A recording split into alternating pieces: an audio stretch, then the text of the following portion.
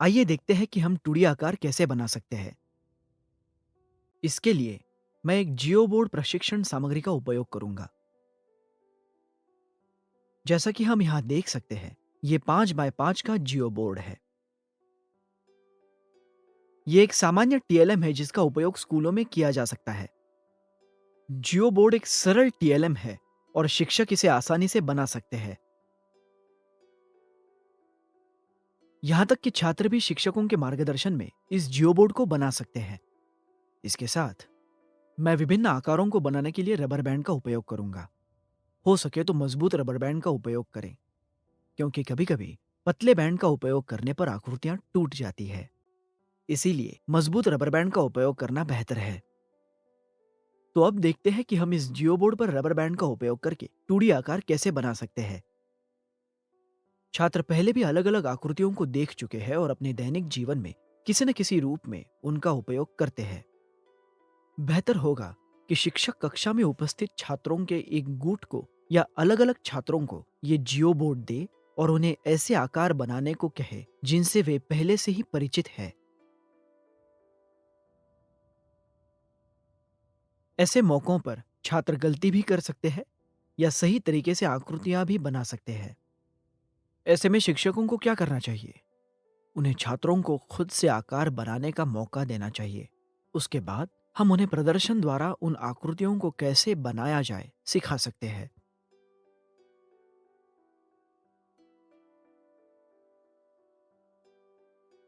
शिक्षकगण, आप इस जियोबोर्ड और इस पर पीले रंग की पीनों को रेखागणित में उल्लेखित बिंदुओं से सह संबंधित कर सकते हैं। इसीलिए इन बिंदुओं को आधार मानते हुए 1, 2, 3, 4, 5 मैं अब सभी 5 पिनों को जोड़कर एक आकार बनाऊंगा। अब हमें एक आकार मिला है जो एक रेखा है। जब हम एक रेखा बनाते हैं, ये रेखा कई बिंदुओं से बनी हुई है। इस उदाहरण के साथ मेरे दिमाग में एक प्रश्न आ रहा है कि एक रेखा में कितने बिंदु होते हैं। हम कह सकते हैं कि एक रेखा में कई या अनगिनत बिंदु होते हैं। एक आकार बनाते समय हमें ध्यान देना चाहिए कि हम किसी एक बिंदु को आधार बिंदु बनाएं। यहां मैं इस बिंदु को आधार बनाऊंगा। आप देख सकते हैं कि मैं इस बिंदु का और फिर निचले हिस्से पर दो और बिंदुओं का उपयोग करके एक आकृति बना रहा हूं।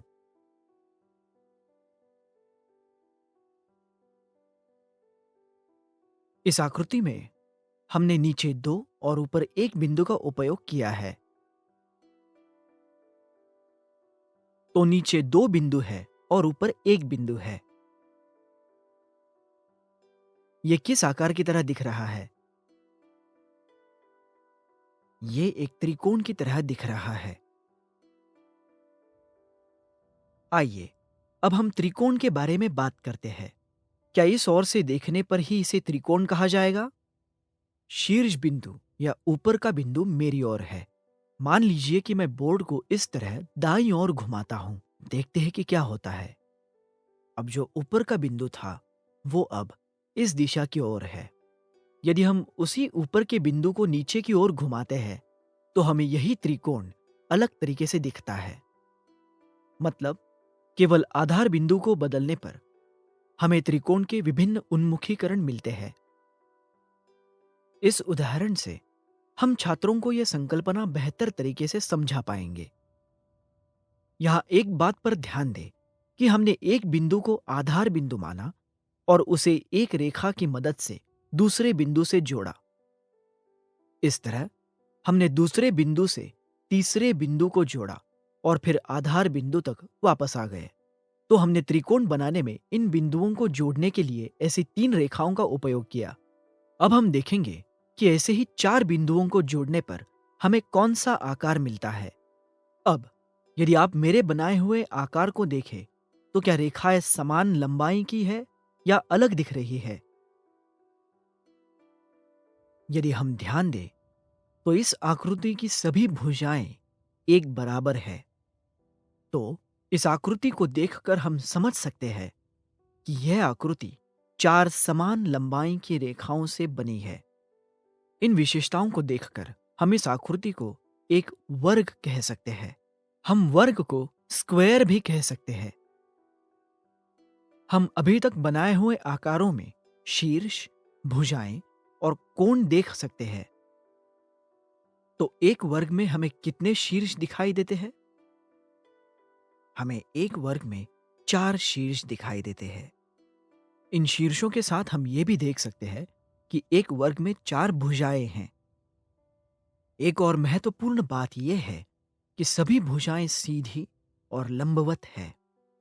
हम देख सकते हैं कि यदि हम इस आकार को किसी भी दिशा में घुमाते हैं तब भी ये विशेषताएं समान रहेंगी। जब हमने त्रिभुज को घुमाया था तो आकार अपने मूल रूप में बदल रहा था, लेकिन वर्ग को घुमाने पर आकार और इसकी बुनियादी विशेषताएं समान ही रहती है। यदि हम भुजाओं और उनसे बनने वाले कोणों को देखें तो वो भी सभी शीर्षों पर समान ही है। हम इसे समकोण कहते हैं। जैसा कि हम सभी जानते हैं कि 90 डिग्री के कोण को समकोण कहा जाता है, तो हम ये कह सकते हैं कि एक वर्ग में 4 शीर्ष और 4 समान भुजाएं होती है और इसके सभी कोण समकोण होते हैं।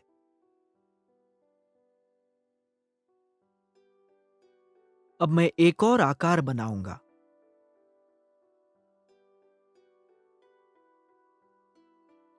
एक, दो, तीन, चार। यह आकार भी मैंने 4 शीर्षों का उपयोग करके बनाया है। तो क्या हम इस आकृति को भी वर्ग कह सकते हैं? वर्ग की एक विशेषता है कि इसकी सभी भुजाएं समान होती है। क्या हम इस आकृति में कोई अंतर देख सकते हैं? क्या सभी भुजाएं लंबाई में समान है? नहीं। लेकिन यदि आप इन दोनों भुजाओं को देखें, ये क्या है? ये क्या कहलाती है?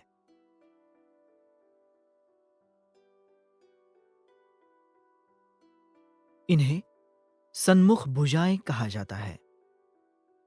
ये एक दूसरे के सन्मुख है और लंबाई में समान है। इसी तरह अन्य दो भुजाओं को देखें। आप देखेंगे कि ये भी एक दूसरे के समान और सन्मुख है। इस तरह हमारे पास सन्मुख भुजाओं के कितने जोड़ हैं? एक, दो, तीन, चार।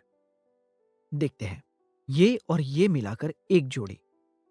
हम दो ऐसी सन्मुख रेखाओं की जोड़ियां देख सकते हैं जो लंबाई में बराबर है। एक वर्ग में सभी भुजाएं समान होती है, लेकिन एक आयत में केवल सन्मुख भुजाएं समान होती है। आयत में भी 4 शीर्ष होते हैं। हम इसे घुमाकर देखते हैं। क्या यह बदल रहा है? रेखाएं सीधी है, कोई अंतर है? या इस दिशा से? यह भी एक आयत ही है। यह केवल आड़े रूप में ही एक आयत नहीं है, बल्कि लंबावत रूप में भी एक आयत है। चूंकि इसकी सभी भुजाएं सीधी है और सभी कोण 90 डिग्री है। हमने 3 शीर्षों को जोड़कर एक त्रिकोण बनाया, जबकि एक वर्ग और एक आयत 4 शीर्षों को जोड़कर बने। इसी तरह आकार में और शीर्ष जोड़कर हम विभिन्न आकार बना सकते हैं। ऐसे ही 5 बिंदु, 6 बिंदु या 7 बिंदुओं का भी उपयोग किया जा सकता है। इसी तरह हम चाहे जितने आकार बना सकते हैं। शुरू में छात्र पहली कक्षा से ही आकृतियों से परिचित होते हैं और चौथी या 5वीं कक्षा में आते ही वे क्षेत्रफल, परिमाप और अन्य मापों से भी परिचित हो जाते हैं और हमारे लिए उन्हें इन संकल्पनाओं को जियो बोर्ड की मदद से सिखाना आसान हो जाता है। तो हम शीर्षों की संख्या बढ़ा या घटाकर विभिन्न आकार बना सकते हैं। यदि हम छात्रों के एक समूह को इस जियो बोर्ड पर आकृतियां बनाने को कहें, तो जरूरी नहीं कि वे एक ही तरीके की आकृतियां बनाएं। वे अपनी रचनात्मकता के अनुसार विभिन्न आकृतियां बना सकते हैं। आइए इसका एक उदाहरण देखते हैं। छात्र रबर बैंड को पिनों पर अनियमित तरीके से लगा सकते हैं।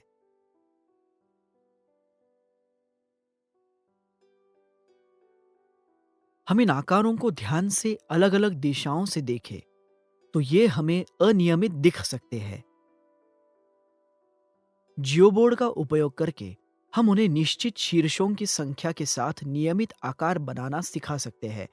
साथ ही साथ अनियमित आकार भी जिनमें शीर्षों की संख्या अनिश्चित हो सकती है।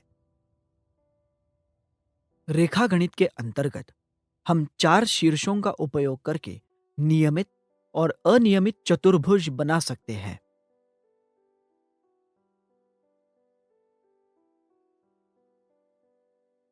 आइए एक और आकार बनाते हैं।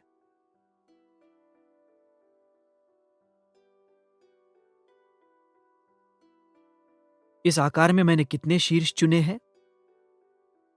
1, 2, 3, 4, 5। मैंने इस आकृति को बनाने के लिए 5 शीर्ष चुने हैं। 5 शीर्षों का उपयोग करके बनाई गई आकृति को पंचकोण कहा जाता है। हमें एक पंचकोण की विशेषताओं की व्याख्या करने में सक्षम होना चाहिए और छात्रों को स्पष्ट रूप से समझाना चाहिए कि गठित भुजाओं और कोणों के एक समान होने पर ही उसे एक नियमित पंचकोण कहा जाएगा। इसी तरह हम उच्च कक्षाओं में उन्हें दिखा सकते हैं कि कैसे 6 और 7 शीर्ष मिलाकर भी आकृतियां बनाई जा सकती है। इस तरह जियोबोर्ड का उपयोग करते हुए हम निश्चित संख्या के शीर्षों वाले 2D आकारों की संकल्पना और उनकी विशेषताओं को समझा सकते हैं।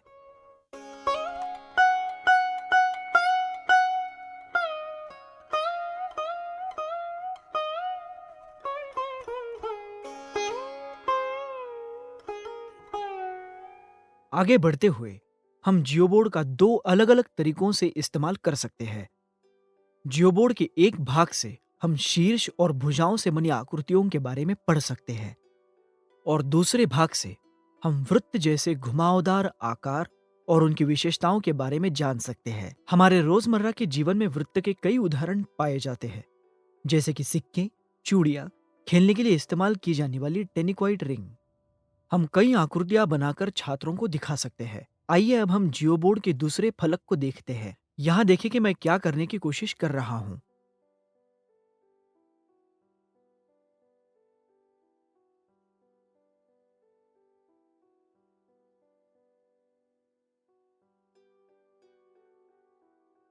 मैंने रबर बैंड को सभी आंतरिक शीर्षों पर लगा दिया है। यदि मैं इस आकृति में शीर्षों को गिनता हूँ, 1, 2, 3, 4, 5, 6, 7, 8, 9, 10, 11, 12, मुझे 12 बिंदु मिलते हैं। मैंने उन सभी 12 आंतरिक शीर्षों को एक रबर बैंड से एक दिशा में जोड़ दिया है। ऐसा करने पर हमें आकृति के रूप में एक वृत्त मिलता है। आप देख सकते हैं कि इस आकृति के केंद्र में एक बिंदु है। यदि आप ध्यान दें तो आप देख सकते हैं कि इस बिंदु का इस आकार के साथ एक संबंध है। जैसा कि हम देख रहे हैं कि यह बिंदु आकृति के केंद्र में है। अब इस बिंदु के बाहर की रेखा को देखें। क्या यह सीधी है या गोलाकार है? हम देख सकते हैं कि रेखा सीधी नहीं बल्कि एक घुमावदार रेखा है। यह घुमावदार रेखा भी एक दिशा की ओर बढ़ रही है। हम ये भी देख सकते हैं कि यह घुमावदार रेखा के सभी शीर्षों और केंद्र बिंदु के बीच समान दूरी है। तो हम इस पद्धति की मदद से प्राथमिक विद्यालय के छात्रों को वृत्त की संकल्पना और इसकी विशेषताएं समझा सकते हैं।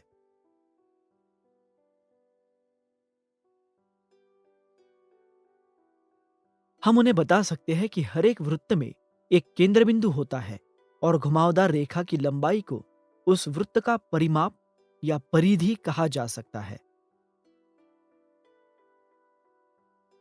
ये रेखा सभी बिंदुओं को जोड़कर एक वृत्त आकृति बनाती है, इसीलिए इसकी लंबाई को परिमाप कहा जाता है। हम इसे परिमाप कहते हैं क्योंकि यह आकृति को पूर्ण करता है।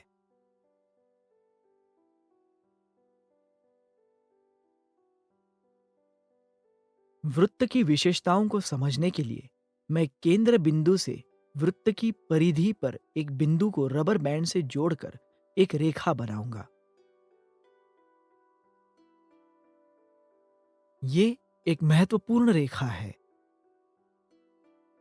एक वृत्त बनाने के लिए यह संकल्पना बहुत ही महत्वपूर्ण है। इसे हम क्या कहते हैं? हम इसे त्रिज्या कहते हैं। क्या सिर्फ इसी रेखा को वृत्त की त्रिज्या कहा जा सकता है? नहीं। इसे बेहतर समझने के लिए हम एक और रबर बैंड को केंद्र बिंदु से परिधि पर एक दूसरे बिंदु से जोड़ेंगे। हम देख सकते हैं कि इन दोनों रेखाओं की लंबाई समान ही है। अब सवाल यह है कि एक वृत्त में कितनी त्रिज्या बनाई जा सकती है। हम कई त्रिज्या बना सकते हैं जो कि केंद्र बिंदु से परिधि पर एक बिंदु तक होंगी और वे सभी लंबाई में समान होंगी। अब हम क्या कर सकते हैं? आइए एक और काम करते हैं। मैंने परिधि पर एक बिंदु से इसके सन्मुख दूसरे बिंदु तक एक रबर बैंड बांधा है।